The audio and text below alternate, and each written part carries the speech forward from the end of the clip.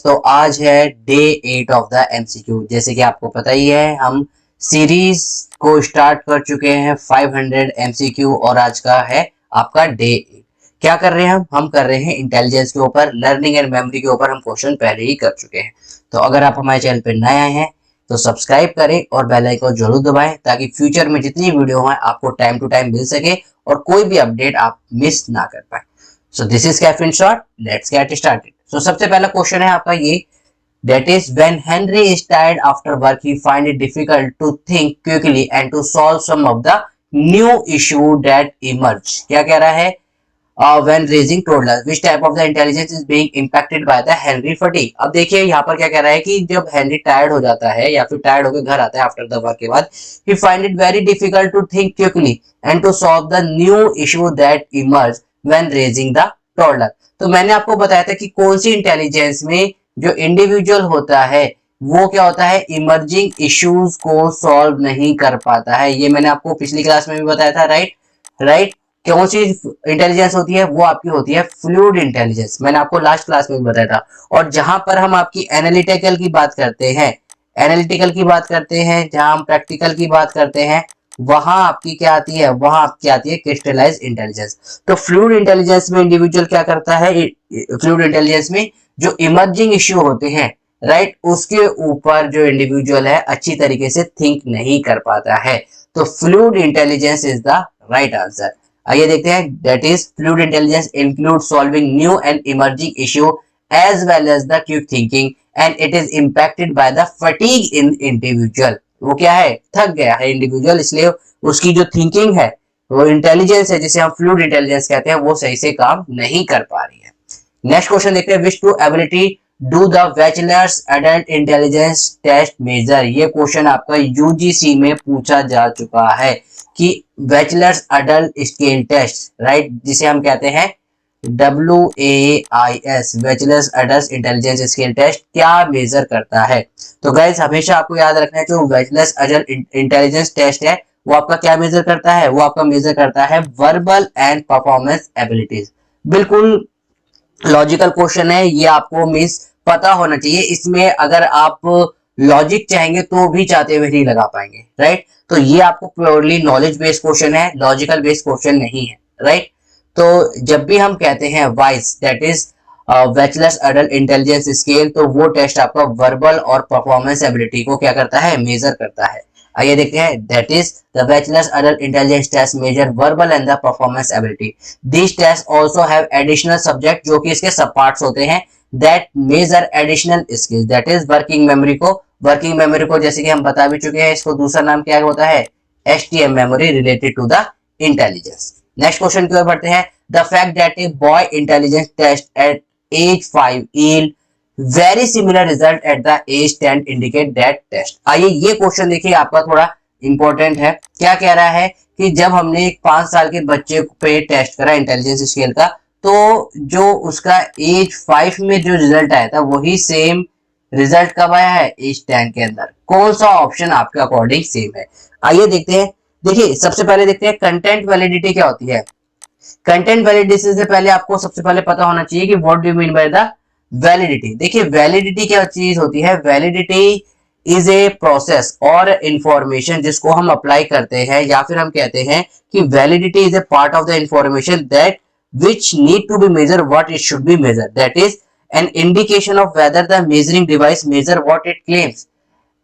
I will repeat again कि indication of whether the measuring device is measure what it claims, कि क्या हमें जो मेजर करना है क्या वो मेजर कर पा रहा है। अब वो क्या क्या है? आपका टेस्ट हो सकता है, आपकी कोई भी चीज हो सकती है। तो यहाँ पर बेसिकली किसी भी हम टेस्ट के ऊपर बात करते हैं तो आपके दो मेन आप कह सकते हैं मेथड्स, या फिर आप कह सकते हैं एस्पेक्ट्स होते हैं, that is reliability and another is validity.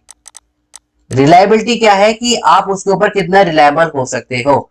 Validity means कि आप उस टेस्ट को जो आप मेजर करना चाहते हैं क्या वो मेजर कर रहा है।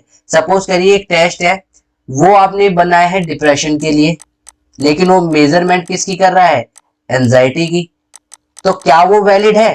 टेस्ट वैलिड तो है बिकॉज वो मेजर कर रहा है, बट वो रिलायबल नहीं है। ओ सॉरी, रिलायबल तो है बट वो वैलिड नहीं है। वैलिड क्यों नहीं है? क्योंकि हमने बनाया किसके लिए? डिप्रेशन के लिए, लेकिन मेजर क्या कर रहा है वो?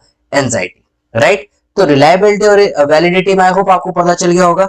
अब यहाँ पर हम बात करते हैं कंटेंट वैलिडिटी की, यानी कि कंटेंट का मतलब जो उन्होंने कंटेंट बनाया है, जो कंसेप्ट बनाया है। तो what does that mean content validity? कि जो टेस्ट है क्या वो मेजर कर पा रहा है उनके कंसेप्ट को। कंसेप्ट मतलब जिसके ऊपर टेस्ट लिया गया हुआ है। तो यहाँ पर क्या कंसेप्ट की बात हो रही है? एज 5 और एज 10 में नहीं। Criteria related validity. Criteria related validity क्या रहती है? कि जो टेस्ट आप मेजर करना चाहते हैं वो पर्टिकुलर वो मेजर उसी क्राइटेरिया पे कर रहा है या नहीं कर रहा। अब देखिए ये बिल्कुल सिमिलर है वैलिडिटी की डेफिनेशन के लिए। क्राइटेरिया मेजरमेंट क्या होता है? क्राइटेरिया रिलेटेड मेजरमेंट कि जो टेस्ट है वो क्या मेजर वही मेजर कर रहा है जो आप मेजर करना चाहते हैं। ऐसा तो नहीं कि आपने डिप्रेशन के लिए बनाया है और वो क्या कर रहा है? एंजाइटी मेजर कर रहा है। एक पर्टिकुलर क्राइटेरिया हमने बना दिया है और क्या वो उसी क्राइटेरिया को मेजर कर रहा है। तो यहाँ पर कोई क्राइटेरिया है, यहाँ पर कोई क्राइटेरिया नहीं है एज 5 और एज 10 में।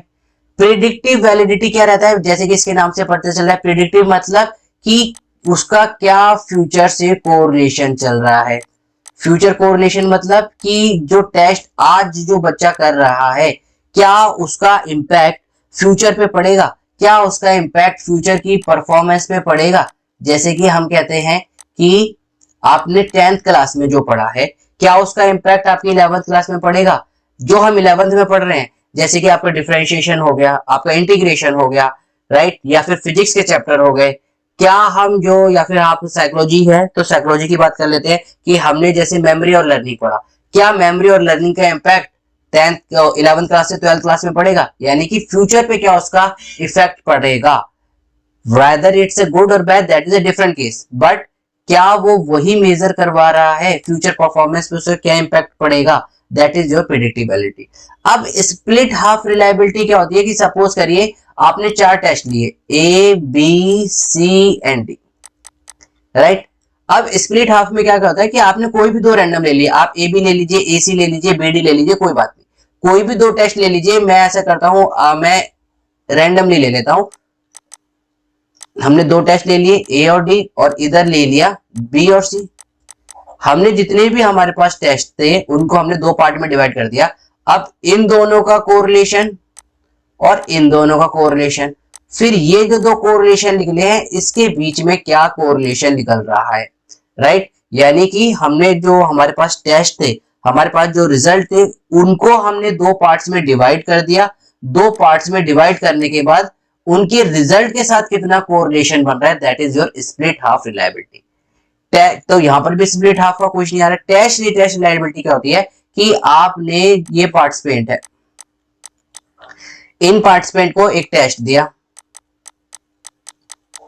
फिर इन्हीं पार्टिसिपेंट को कुछ टाइम बाद, अब कुछ टाइम वो 1 साल भी हो सकता है, 1 महीना भी हो सकता है, 2 महीने भी होता है, 2 साल भी हो सकते हैं। आपने इनको दूसरा टेस्ट दिया और दोनों का रिजल्ट क्या आ रहा है?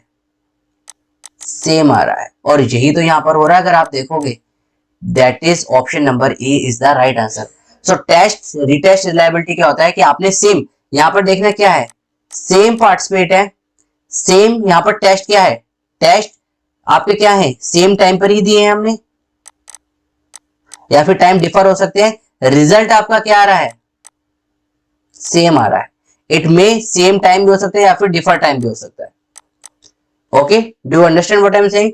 यानी कि टेस्ट रिटेस्ट रिलायबिलिटी क्या होता है कि आपने सेम पार्टिसिपेट को अलग अलग की जगह सेम टेस्ट दिए लेकिन डिफरेंट डिफरेंट टाइम पे दिए, उनका रिजल्ट लेकिन क्या आ रहा है? सेम आ रहा है। That is test retest reliability. और यही तो इसका आंसर है। अगर आप देखोगे test retest reliability is the ability of a test to yield the similar result each time it is taken. वो कितनी बार भी लिया जाए क्या आएगा? सेम रिजल्ट ही वो क्या देगा? वो आपको प्रोड्यूस करेगा। With intelligence test even if test are taken with year in between. देखिए यहाँ पर लिख रखा है कि even if the tests are taken within a year between the tests that are age appropriate yield the similar result। वो क्या करेंगे? सिमिलर रिजल्ट ही yield करेंगे। ओके, नेक्स्ट क्वेश्चन की ओर चलते हैं, which is not a limitation of the intelligence test। ये तो बहुत अच्छा है। देखिए पहले हम देखते हैं नॉट को छोड़ देते हैं, which is a limitation of the intelligence test. Culture bias होता है, बिल्कुल ठीक है, ये तो लिमिटेशन होती है। सेल्फ फुलफिल प्रोफेबेंसी, ये भी होती है बिल्कुल। लेबलिंग भी होती है, राइट। जेनेटिक इन्फ्लुएंस इंटेलिजेंस में नहीं पड़ता, ये इसकी लिमिटेशन नहीं है।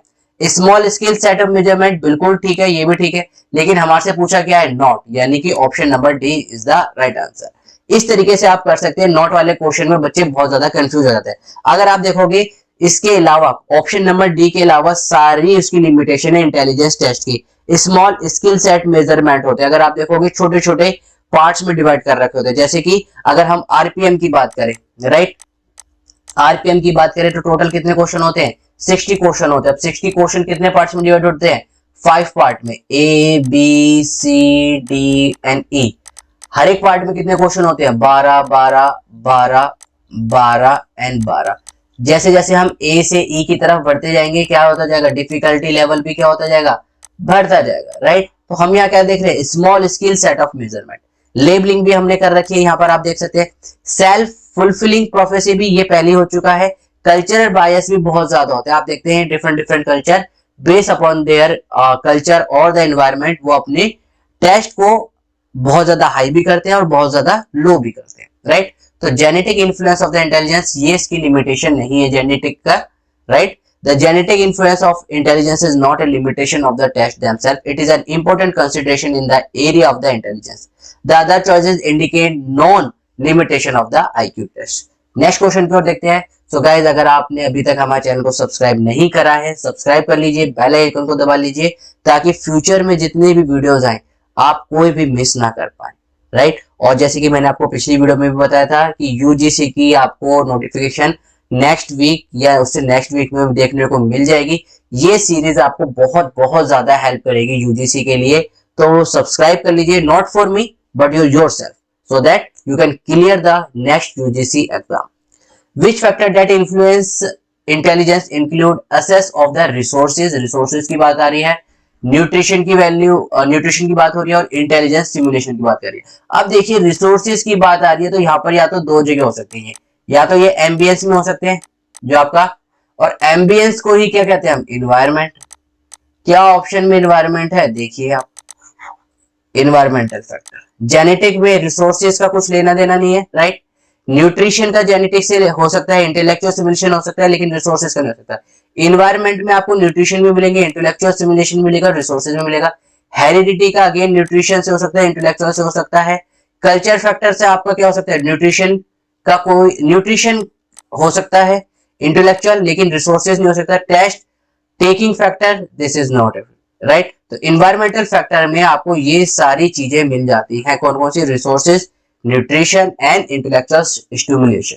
Access to resources, nutrition, and intellectual stimulation are all environmental factors that influence intelligence. This is an important factor to consider when looking at the poverty and the intelligence data. जब हम poverty और intelligence data को देखते हैं तो ये बहुत important factor जो है vital role play करता है।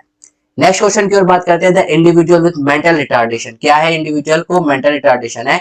Show deficiency in which two area. देखिए an individual mental retardation, retardation कहाँ है, ध्यान रखिए, मेंटल में। कई बार बच्चे इसको डिसेबल से कंफ्यूज हो जाते हैं। डिसेबल नहीं है, फिजिकली डिसेबल नहीं है, इस चीज का वो याद रखिए। वो क्या है, मेंटल रिटार्डेशन है, डेट मीन्स मेंटली वो क्या है, मेंटली इश्यू है उसके अंदर। तो intelligence and problem solving abilities deficiency बिल्कुल इंटेलिजेंस में होगी, राइट। और किसके अंदर हो सकती है, प्रॉब्लम सॉल्विंग एक्टिविटी के अंदर हो सकती है, बिल्कुल ठीक है। लेकिन प्रॉब्लम सॉल्विंग एक्टिविटी और इंटेलिजेंस इसमें क्या कहेंगे, मेंटल रिटार्डेशन के पार्ट नहीं कहलाएंगे, राइट। तो this is the wrong answer. Problem solving activity में जरूरी नहीं है, प्रॉब्लम सॉल्विंग एक्टिविटी में आपकी फिजिकल एक्टिविटी भी आती है डे टू डे लाइफ में, right. Adaptive function and self care, self care बच्चा आराम से कर सकता है, अडेप्टिव फंक्शन भी वो बच्चा कर सकता है। This is another wrong answer. वो कह रहा है individual with the mental retardation show deficiency, किस में कमी करता है, किसके अंदर कमी करता है, तो मेंटली जहां जहां चीज आ रही होगी वहां पर आपका ऑप्शन होगा, राइट। अब देखिए क्या इसके अंदर अडेप्टिव फंक्शनिंग और सेल्फ केयर, बिल्कुल ठीक है। अगर मैं इसको नेगेटिव में लेके चलूं, यानी कि ये भी बच्चा कर सकता है। Test taking ability and self care आ रहा है, यानी कि ये भी बच्चा कर सकता है। Adaptive function and practical intelligence, ये भी प्रैक्टिकली मतलब स्ट्रीट स्मार्ट, यानी कि स्ट्रीट स्मार्ट। अब स्ट्रीट स्मार्ट पीपल है, यानी कि उसमें आपका इंटेलिजेंस से कोई इतना ज्यादा इफेक्ट नहीं पड़ेगा, इफेक्ट पड़ेगा बट इतना ज्यादा नहीं करेगा, तो यानी कि ये काम भी कर सकता है। Intelligence and the adaptive functioning, देखिए इंटेलिजेंस भी किसके ऊपर है, पूरा मेंटल एबिलिटी के अंदर है, राइट। हमने ये बताया था कि यहाँ पर काम नहीं कर पाएगा लेकिन यहाँ वो काम कर लेगा।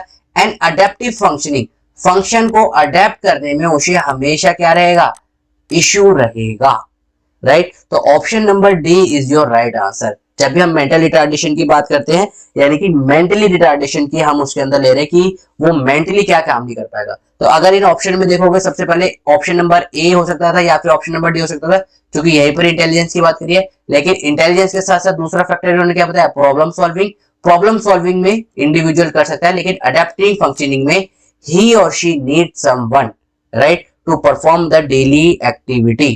तो यहां पर आपका क्या होगा, intelligence and the adaptive functioning. Option number D is the right answer. There are great difference in the ability of an individual with the mental retardation, but the quality that indicate mental retardation include less than the average intelligence, जो कि मैंने बताया कि उसके अंदर average individual से कम intelligence and difficulty in adaptive functioning, मतलब आप अपनी डे टू डे लाइफ को उसे अडेप्ट करने में क्या रहता है, काफी ज्यादा इश्यू रहता है। तो option number D is the right answer. Again moving to the next question. So before moving to the next question, please it's a request, अगर आपने अभी तक सब्सक्राइब नहीं करा है सब्सक्राइब कर लीजिए, बेल आइकन को दबाइए ताकि फ्यूचर में जितनी भी वीडियोस हैं आपको सबसे जल्दी और आसानी से मिल सके। आइए question number I don't know which question number is this, but let's move to the next question. An individual with a very high IQ, देखिए क्या कर रहा है कि बहुत ज्यादा उसकी हाई आईक्यू है। Who also show leadership and creativity, क्या शो कर रहा है वो, लीडरशिप की भी क्वालिटी शो कर रहा है, क्रिएटिविटी की भी शो कर रहा है। तो may be considered as an intelligence person, नहीं, इंटेलिजेंस पर्सन की आईक्यू होती है, हाई होती है, वेरी हाई लिखा हुआ है, दैट मींस इंटेलिजेंस पर्सन नहीं हो सकता। गिफ्टेड पर्सन हो सकता है, सेवेंट हो सकता है, जीनियस हो सकता है, प्रोडिजी हो सकता है। अब देखिए हम जीनियस कभी भी साइकोलॉजी की लैंग्वेज में यूज नहीं करते। अगर आप देखोगे कभी भी आप इंटेलिजेंस में अगर आप देखोगे, ये आपका इंटेलिजेंस का स्कोर होता है, राइट। नॉर्मल इंटेलिजेंस कहां से कहां तक जाती है आपकी, 95 टू 105, राइट, यही आपका पीक होता है। इससे ज्यादा जब भी आते हैं तो वो क्या लग जाते हैं, हाई आईक्यू। 130 प्लस जिसकी आईक्यू जाते हैं उसे हम कहते हैं वेरी हाई आईक्यू, राइट। अब जीनियस को हम कभी भी नहीं करते। प्रोडिजी की बात करते हैं, प्रोडिजी हम कहते हैं प्रोडिजी, लेकिन क्या होता है कि स्पेसिफिक एरिया में होता है। हमेशा याद रखना कि स्पेसिफिक एरिया में हाई इंटेलिजेंस वाले इंडिविजुअल को क्या कहते हैं, हम प्रोडिजी कहते हैं।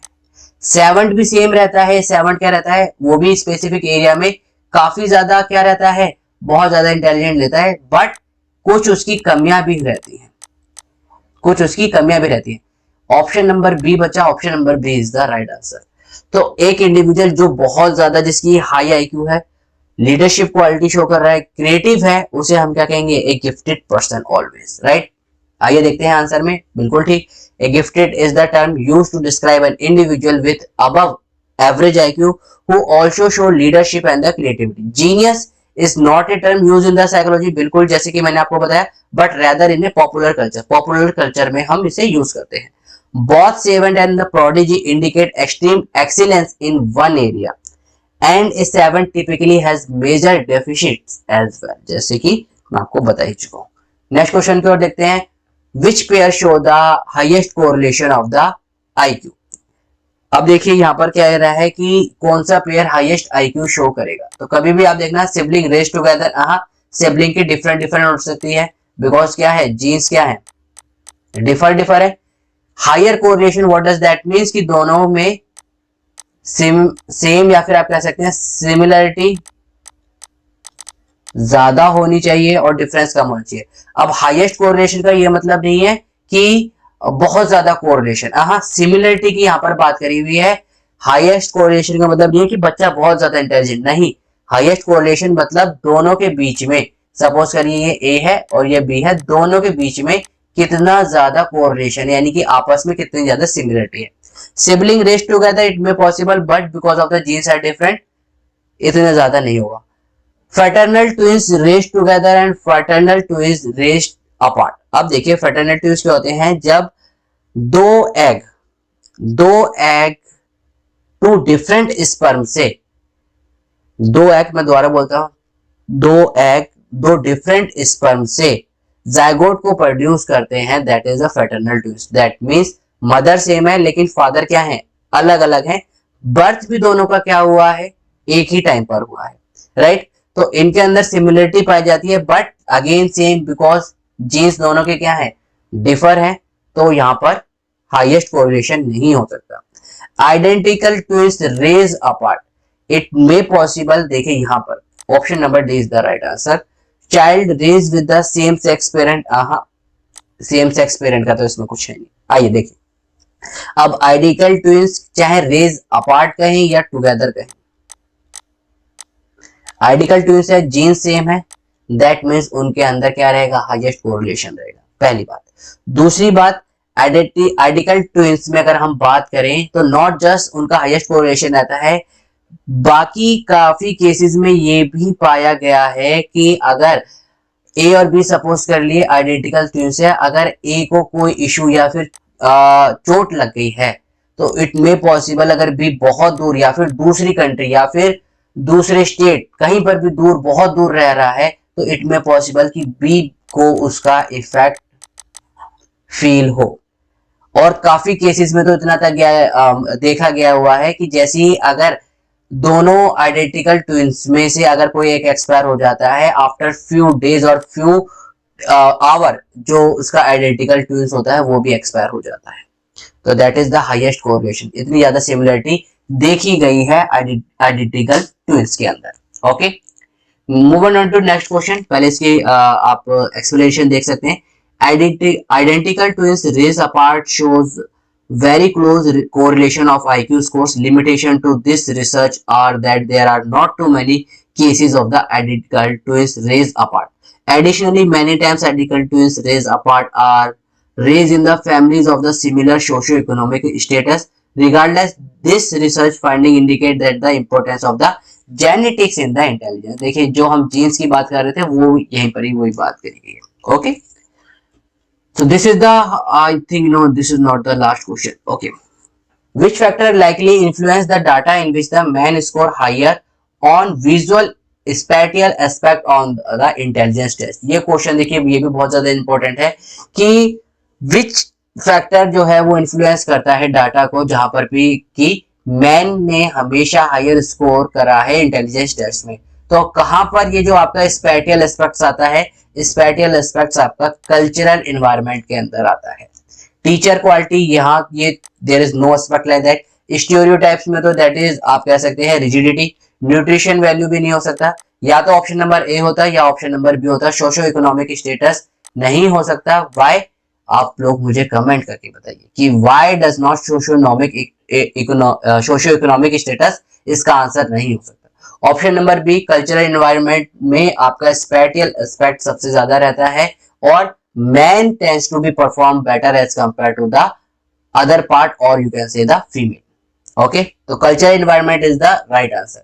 द कल्चरल एनवायरनमेंट में ओवरटली एंड और covertly focus on the skill building in the visual and the spatial arenas of the man. देखिए यहाँ पर लिख रखा है कि visual and spatial arenas for the man, and man in American culture are likely to engage in more in physical and spatial oriented career. देखिए यहाँ पर उन्होंने एक स्टडी भी दे दी कि जो अमेरिकन कल्चर है उसमें जो मैन होते हैं वो बहुत ज्यादा एंगेज करते हैं physically and specially oriented carriers के अंदर। Generally culture environment is a critical factor to consider when looking at the intelligence differences. Culture का भी यहाँ पर इफेक्ट आ गया आपका, राइट। किस कल्चर में जो बच्चा है वो बड़ा हो रहा है, इन्वायरमेंट किस इन्वायरमेंट में बड़ा हो रहा है, तो दोनों का इफेक्ट बहुत ज्यादा यहाँ पर एक कह सकते हैं वाइटल रोल आपका यहाँ पर प्ले करता है।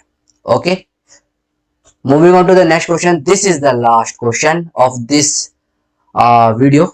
Which statement about the IQ test indicate their predictive validity? अब predictive validity देखिए, ये मैंने आपको पहले बता रखा है। predictive validity मैंने आपको बताया था क्या रहता है कि वो टेस्ट जिससे कि आपकी लेटर परफॉर्मेंस, वो टेस्ट मैं यहाँ पर लिख देता हूं, जिससे कि आपकी लेटर परफॉर्मेंस को हम क्या कर सकें, प्रेडिक्ट कर सकें। लेटर परफॉर्मेंस मतलब कि आपकी फ्यूचर की परफॉर्मेंस को हम क्या कर सके, प्रिडिक्ट कर सके। बट एक चीज को ध्यान रखना है कि आपका IV that is independent variable क्या हो, सेम हो। आइए देखते हैं क्या क्या क्वेश्चन के ऑप्शन दे रखे हैं। Higher score on IQ test correlate with the work place and the school difficulty. देखिए यहां पर ये चीज गलत आ गई, वर्क प्लेस और स्कूल। वर्क प्लेस की पे हम आते हैं तो this is a positive, school difficulty आ रहा है आपका negative, that is positive negative, ये नहीं हो सकता। High score on the IQ correlate with the work place and the school success, ये भी पॉजिटिव है, ये भी पॉजिटिव है, इट मे पॉसिबल, बी इसका आंसर हो सकता है।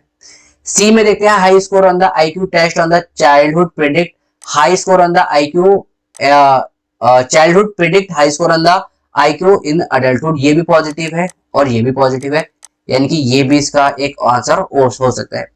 Higher score on the IQ test correlate with the higher score on the all test पे नहीं हो सकता, यानी कि this is not an option. Higher score in one half of the IQ indicate higher score on the other half, ये कौन सा है, ये आपका स्प्लिट हाफ है, यानी कि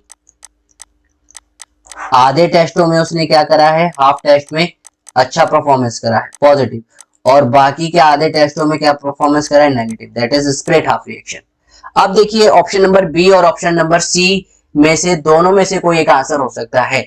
अब अगर मैं यहाँ पर बात करूं आईवी की, तो देखिए आप, that is independent variable, higher score on the IQ, higher score on the IQ test in the childhood predict कर रहा है आपका फ्यूचर पे। यहाँ पर भी अगर आप देखोगे कि जो टेस्ट है वो प्रेडिक्ट कर रहा है किसके साथ, कोरिलेशन के साथ, वर्क प्लेस और स्कूल सक्सेस के साथ। फ्यूचर की प्रिडिक्शन भी हो रही है और आईवी भी मिल रहा है। लेकिन अगर मैं यहाँ पर बात करूंगा तो यहाँ पर देखिए आपका जो इंडिपेंडेंट वेरिएबल है वो यहाँ पर मेंशन नहीं है।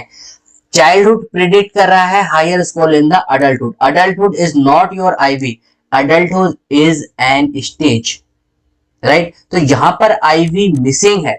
मीनवाइल यहाँ पर जो आपका है आईवी क्या है, प्रेजेंट है, वर्क प्लेस भी, या फिर आप कह सकते हैं स्कूल सक्सेस। तो ऑप्शन नंबर बी पर हम जाएंगे। ऑल तो ऑप्शन नंबर सी भी हो सकता है, लेकिन यहाँ पर आईवी मेंशन नहीं है, दैट इज इंडिपेंडेंट वेरिएबल। तो ऑप्शन नंबर बी देखिए यहाँ पर हमने बता रखा है, क्या कह रहा है, predictive validity refer to the ability of a test to measure what it is intended to measure, and in this case it is compared with the independent measure workplace and the school success. Choice A would indicate IQ test have the little predictive validity, little मतलब वो future reference के बारे में बता रहा है, बिल्कुल ठीक है। Choice C is an example of the test retest, देखिए यहाँ पर उसने क्या करा है, बिल्कुल ठीक है, ये चाइल्डहुड में उसने क्या करा, पहले टेस्ट लिया, मैंने आपको बताया था पहले क्वेश्चन में कि एक 5 साल में हमने टेस्ट लिया, फिर उसी का हमने 10 साल में टेस्ट लिया।